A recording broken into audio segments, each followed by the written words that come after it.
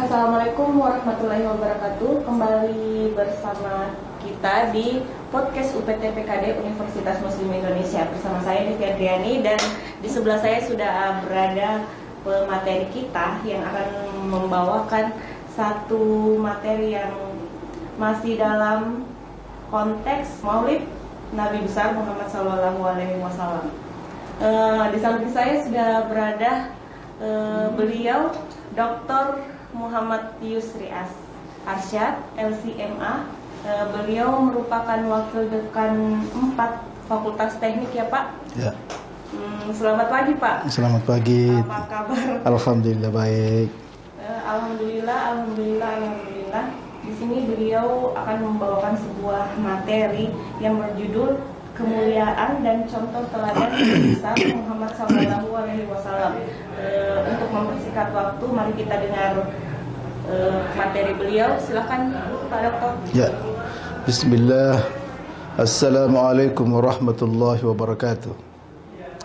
Alhamdulillahirabbil alamin wassalatu ala Rasulillah wa ala alihi wa sahbihi ajmain, amma ba'du. Kita bersyukur kepada Allah Subhanahu wa taala sehingga pada hari ini kita bisa bertemu di podcastnya Universitas Muslim Indonesia UPT PKD. Semoga Allah Subhanahu wa taala memberikan taufik kepada kita semua, khususnya kepada lingkup Universitas Muslim Indonesia. Tema kita pada hari ini adalah masalah kemuliaan Rasulullah sallallahu alaihi wasallam dan contoh teladan Nabi besar Muhammad sallallahu alaihi wasallam. Nah, pertanyaannya adalah sampai di mana kemuliaan Rasulullah sallallahu alaihi wasallam dibandingkan para nabi-nabi dan makhluk-makhluk Allah yang lain. Saya kira seperti itu. Nah, saya kira kita sebagai umat Islam harus mengerti siapa nabi kita Muhammad sallallahu alaihi wasallam. Rasulullah sallallahu alaihi wasallam itu ada seorang sahabat pernah bertanya, namanya Jabir. Jabir pernah bertanya, "Ya Rasulullah, man awwalu khalqin khuliqa qabla khalqillah?" Siapa yang pertama-tama Allah ciptakan sebelum Allah menciptakan seluruh makhluknya? Kira-kira begitu. Artinya sebelum Allah menciptakan langit dan bumi, sebelum Allah menciptakan surga dan neraka, sebelum Allah menciptakan malaikat-malaikatnya dan seluruh makhluknya, sebelum Allah menciptakan itu semua, siapa dulu yang pertama-tama diciptakan? Jelas ya? Apa kata Nabi SAW? Nuru nabiyyika ya Jabir. Yang pertama-tama diciptakan adalah cahayanya Nabimu wahai Jabir. Cahayanya Nabimu wahai Jabir. Artinya bahwa Rasulullah SAW, cahayanya Rasulullah sebelum menjadi manusia, dilahirkan tahun 570 di Mekah, menjadi manusia, cahayanya beliau sudah diciptakan sebelum diciptakan seluruh makhluknya. Ini salah satu kemuliaan Rasulullah SAW. Kemudian yang kedua, kemuliaan Rasulullah SAW ini tidak ada satupun makhluk kecuali berselawat kepadanya. Batu-batuan, pohon-pohonan, semuanya berselawat kepadanya. Iya. Kemudian Allah Subhanahu wa taala mewajibkan kepada malaikat-malaikatnya untuk berselawat kepada Rasulullah. Ini tidak pernah terjadi kepada nabi-nabi kita sebelumnya. Oleh karena itu Allah Subhanahu wa taala juga mewajibkan kepada kita untuk berselawat kepadanya. Dan Allah juga berselawat kepadanya. Jadi Allah berselawat, malaikat berselawat, dan para umat Islam harus berselawat kepadanya. Nah, kita lihat malaikat berselawat kepada Rasulullah itu pada saat menjadi cahaya kenabian Rasulullah itu, Rasulullah sudah berselawat kepadanya. Para malaikat sudah berselawat kepada Rasulullah sallallahu alaihi wasallam sebelum diciptakan. Nah, setelah Rasulullah diciptakan menjadi manusia, para malaikat juga berselawat kepada Rasulullah. Dan Rasulullah meninggal dunia juga para malaikat berselawat kepadanya. Jadi malaikat itu berselawat kepada Rasulullah sebelum diciptakan, ketika hidupnya di dunia dan ketika meninggalnya. Bagaimana kemuliaan Rasulullah sallallahu alaihi wasallam. Makanya Nabi disebut apa? Sayyidul Anam, Sayyidul Bashar dan Sayyidul Anbiya. Adalah penghulu seluruh manusia dan penghulu seluruh para nabi-nabi Allah Subhanahu wa taala. Makanya dikatakan khairul khalqi kullihi. Nabi Muhammad itu adalah sebaik-baiknya seluruh ciptaan, sebaik-baik makhluk Allah Subhanahu wa taala. Apa itu makhluk Allah? Segala sesuatu makhluk kan. Nah, Rasulullah itu sebaik-baik makhluk Allah Subhanahu wa taala. Nah, sekarang itu yang kedua. Yang ketiga, Nabi sallallahu alaihi wasallam pernah berkunjung di satu tempat, tidak pernah satu makhluk sampai di sana. Kira-kira apa? Itu namanya Sidratul Muntaha. Sidratul Muntaha adalah tempat tertinggi, malaikat pun tidak bisa sampai di sana. Apa kata malaikat Jibril ketika Nabi dibawa ke langit ketujuh? Pada saat itu sudah mau naik ke langit ke Sidratul Muntaha, kata malaikat Jibril, ya Muhammad, idza taqaddamta lah tarakta bi anwaril jamal, wa idza taqaddamtu lah taraktu bi anwaril jalal. Ya Muhammad, kalau saya bersama-sama dengan kamu ke Sidratul Muntaha, maka aku akan terbakar menjadi malaikat. Tapi kalau kamu sampai ke Sidratul Muntaha, engkau mampu menembus cahaya Allah Subhanahu wa taala, kan kau sampai ke Sidratul Muntaha. Ini yang ketiga. Jadi kemuliaan Rasulullah sallallahu alaihi wasallam tidak ada di atasnya. Akan tetapi kita sebagai umat Islam tetap memposisikan Rasulullah sebagai manusia. Kenapa? Ada ayatnya. Qul innama ana basyarun mitlukum yuha ilai. Katakan Muhammad, innama ana basyar. Saya ini manusia, mitlukum seperti kalian. Yuha ilai, hanya dikasih wahyu. Nah, di sini kita harus hati-hati. Jangan karena kenabian Rasulullah merupakan adalah makhluk Allah yang paling mulia dan dimuliakan, ya, sehingga ada hamba-hamba Allah atau umat Rasulullah mentuhankan Rasulullah sallallahu alaihi wasallam, mensederajatkan Rasulullah dengan Allah Subhanahu wa taala. Apa namanya ini kalau disederajatkan? Namanya musyrik. Nah, inilah yang terjadi pada umatnya Nabi Isa alaihissalam. Umat Nabi Isa mentuhankan Rasulullah Isa alaihissalam. Umatnya orang Yahudi namanya Uzair, diangkat Uzair sederajat dengan Tuhan. Nah, inilah yang harus kita takutkan. Makanya langsung disebut dalam Al-Quran, innama ana basyarun mitlukum yuha ilai. Ayat lain mengatakan, innaka mayitun wa innahum mayitun. Wahai Muhammad, kamu akan mati dan semuanya mereka juga akan mati. Jadi kalau Rasulullah itu adalah manusia, berarti Rasulullah itu mati, hidup, lahir, ke pasar, makan, minum, tidur, punya istri, punya anak. Betul kan? Jadi sifat-sifat manusianya ada. Begitu. Agar supaya ketika kita berhadapan dengan Rasulullah majmuk namanya, maka bayangan kita beliau adalah manusia. Nah, tetap Allah Subhanahu wa taala di atas segala-galanya. Bahwa sumber segala-galanya adalah Rasulullah sallallahu alaihi wasallam. Makanya kita bersalawat kepada beliau, kita memberi salam kepada beliau. Apa salam kita kepada Rasulullah? Assalamu alayka ayyuhan nabi wa rahmatullahi wa barakatuh, pada saat kita tahiyat kedua dan terakhir, betul tidak? Assalamu alayka, keselamatan atasmu. Kok kenapa kita memberikan keselamatan kepada Rasulullah? Berarti Nabi Muhammad tidak memberikan keselamatan. Siapa yang memberikan keselamatan? Allah atau Nabi Muhammad? Allah kan. Jadi jangan coba-coba kita meletakkan keselamatan itu kepada Rasulullah. Bahkan kita yang beri salam kepada Rasulullah. Seperti saya bersalam kepada Mbak Devi, kepada siapapun. Jadi itu akidah kita sebagai umat Islam. Nah, sekarang kita lihat, setelah kita melihat kemuliaan Rasulullah, ternyata kita tidak sah salat kita kecuali menyebut namanya. Kita bersalawat lagi sesudah syahadat. Ya, apabila kita mengatakan la ilaha illallah, pasti ada namanya Rasulullah sesudahnya, betul? La ilaha illallah Muhammad Rasulullah. Kita syahadat, ada namanya Rasulullah. Terus ada salawatnya lagi. Iya. Nah, sekarang Nabi Muhammad sallallahu alaihi wasallam itu diciptakan untuk apa sih? Apa tujuannya diciptakan beliau?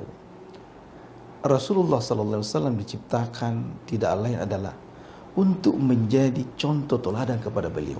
Bagaimana kita menjadikan Rasul sebagai contoh teladan kepada seluruh manusia. Jadi dari seluruh manusia, bagaimana bercermin kepada tingkah lakunya Rasulullah. Itu tujuan utamanya Rasulullah ciptakan. Makanya Rasulullah itu bukan dari malaikat. Coba kalau Umar Rasulullah dari malaikat kira-kira. Wah, dia rajin salat, malaikat. Dia rajin ini kan malaikat. Jadi Nabi Rasulullah SAW, kita lihat bagaimana kehidupannya. Dari lahirnya sudah anak yatim piatu. Kehidupannya penderitaan luar biasa. Pengembala kambing.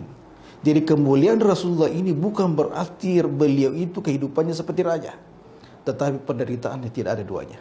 Pengembala kambing, kemudian menjadi lagi pedagang umur 12 tahun ke Syam, pulak balik ke Madinah, luar biasa. Jadi dibentuk oleh karakter kehidupan. Jadi kelingkungan yang membentuk karakter Rasulullah sehingga menjadi orang yang al-amin, terpercaya, dan orang yang pemberani, penyabar, dan semua sifat-sifat itu diambil dari karena pernah menjadi pengembala kambing. Coba orang yang tidak pernah mengembala kambing kira-kira bisa nggak sabar? Nah, orang yang mengembala kambing melahirkan kesabaran. Orang yang pernah mengembala kambing melahirkan apa? Keberanian. Orang yang tidak pernah orang yang mengembala kambing harus sabar kan? Dari pagi sampai siang, terik matahari, terus harus pemberani. Nah, kalau kambingnya diserang oleh binatang buas, nggak berani, kira-kira gimana? Kemudian penyayang. Orang yang melihat kambingnya patah kakinya, siapa yang rawat? Pengembala kambing. Oh, kodong kambingku, kodong. Jadi itu melahirkan apa? Penyabar, kasih sayang, pemberani. Iya. Dan kemudian Nabi Muhammad dari kecil sudah cari uang sendiri. Dari hasil mengembala kambing, kambingnya penduduk Mekah, dia dapat uang. Jadi artinya mandiri dari kecil beliau. Kalau Allah pengen, Muhammad, kamu manusia yang paling mulia, sinsalabin dabra kadabra, kun fayakun, kayak kaya raya. Tapi karena tujuan Nabi Muhammad lahir untuk menjadi contoh. Nah, sekarang Nabi menjadi pedagang. Orang pedagang pasti ketemu semua orang. Betul tidak? Ketemu dengan 1001 karakter manusia. Makanya Nabi Muhammad itu mampu hidup di mana-mana. Hidup di tengah masyarakat miskin bisa, hidup di tengah orang miskin bisa. Karakternya bagaimana? Namanya pedagang, yang datang pasti punya banyak karakter. Jadi hidup bermasyarakat, sosialnya tinggi. Orang yang pedagang. Betul tidak? Orang yang pedagang punya sifat seperti itu. Jadi pekerjaan Nabi menjadi pengembala kambing dan pedagang membentuk karakter menjadi akhlak mulia. Nah, akhirnya pada saat berumur 40 tahun beliau menjadi pemimpin. Jadi kepemimpinan yang berhasil harus melihat sejarah hidupnya. Betul tidak, Devi? Nah, kalau ada orang yang tidak ada penderitaan sejak kecilnya terus ingin menjadi pemimpin, saya akan mau sabar, saya akan pemberani, saya akan menjadi orang jujur, tapi tidak ada sejarah kehidupannya, tidak bisa dilacak jejak kehidupannya, nggak bisa. Janji palsu. Kalau saya jadi pemimpin saya akan jujur. Enggak, kamu pernah jujur? Kamu pernah bagaimana penderitaan saya kecil? Oh, ternyata dari bapaknya sudah raja, sudah presiden, sudah dimanja dengan uang. Bahaya. Betul? Jadi akhlak itu dibentuk dari kecil, bukan sekarang. Jadi tidak boleh kita berakhlak hanya seumur hidup, hanya seminggu. Dibentuk dari bertahun-tahun dari awal. Itu salah satu contoh yang harus kita ambil dari Nabi SAW. Nah, kemudian ketika kita melihat ada ayat mengatakan laqad kana lakum fi Rasulillahi uswatun, di dalam diri Nabi Muhammad ada contoh teladan yang baik. Liman kana yarjullaha wal yawmil akhir wa dzakarallaha katsira. Ya, intinya contoh teladan kepada Nabi adalah banyak berzikir. Tapi ini adalah tingkat tinggi. Pernah ditanya Aisyah, bagaimana akhlaknya Rasulullah? Apa kata Aisyah? Akhlaknya Rasulullah Al-Quran. Bayangkan, jadi seluruh Al-Quran itu akhlaknya Rasulullah. Begini saja. Allah menciptakan 3 macam kemuliaan. Apa itu? Waktu yang mulia, tempat yang mulia, dan manusia yang mulia. Betul? Waktu yang mulia bulan Ramadan. Betul tidak? Kita berlomba-lomba di situ ya.